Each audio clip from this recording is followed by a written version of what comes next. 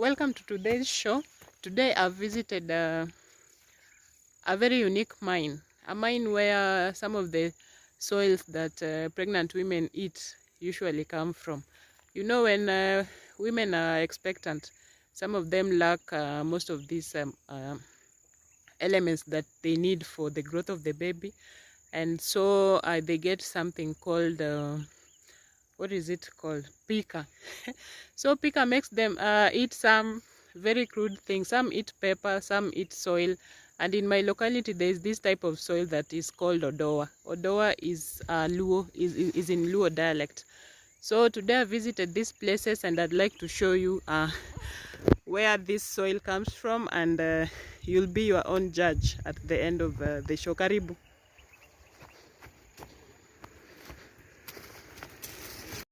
So I'm navigating my way through the not so obvious path. There are thorn bushes and rocks, so I have to be a bit careful. Also, I noticed that there's no one in the vicinity, but before I had noticed a number of people who are quickly moving away from this area. So I'm suspecting they're running away because probably they suspect that I could be a government officer in charge of the environment. But I've noticed some holes to the side, and also there's this one that I'm facing. It is quite deep and it has been carelessly covered with some dry stems, and there is no evidence of anyone around.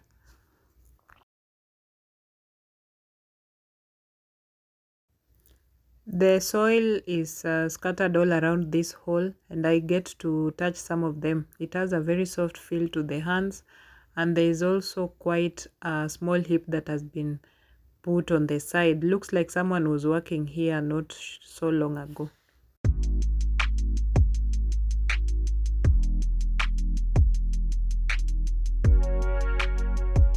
So I've noticed this path that is going downhill just next to the tarmac road, and I take it up. So I noticed that there are also quite a number of holes, similar holes on the side, and some are quite deep. Like this one here looks very deep. I have to check around because I feel quite unsafe. So there's still no one around, a few vehicles passing by. This one is fairly deep, and I want to throw a stone inside and see actually how deep it is. See, it's not so shallow. Evidently, they've been working here for quite some time. Also, notice the path is quite well demarcated, which means that people report here. And there are also some other holes towards the other side of the road, meaning it is something that people do actively. So let's get on with it. I'm taking a bite. I will not pretend that I've never tasted this kind of soil, but it's been a while now. I decided against it. It tastes like soil with the flavor of a rainy day to eat. But truth be told, I'm spitting it right now. I'm not going to swallow it because I know the effects can be detrimental. Across the road, you notice that there's also another package that is seemingly ready for transit. And there are more holes around here. Some shallow, some quite deep. And more holes. This one is looking deeper than all the others I've seen.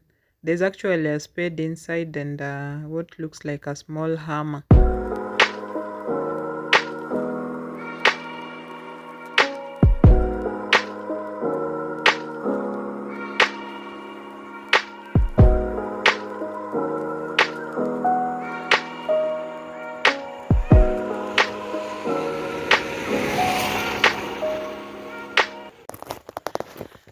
And so now I'm walking back to where I parked my bike. As you can see, this is one of something that seems very lucrative, and I'll take you to one of the stalls where such kind of stones are usually sold, and you'll witness how much women buy these things. So I'm going right back to where I left my motorcycle. I'm breathing hard because it is quite hilly, but I'm almost there. I'm also wewe bike nanika era duogo kawe. En mari.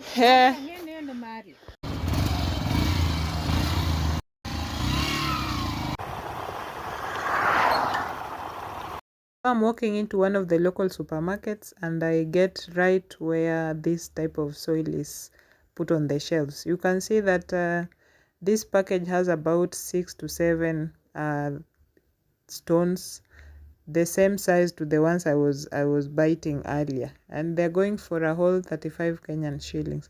I believe these ones are now roasted, and then it is labeled as 50 grams. That is quite pricey. For there's this one at 100 grams going for 55 Kenyan shillings. And then I go right ahead and visit one of the mama mbogas selling vegetables and this kind of soil also in one of the stalls nearby. I pose as a customer and I buy a package for 10 shillings. You can see this one now goes for 10 shillings and there are about 6 to 7 stones.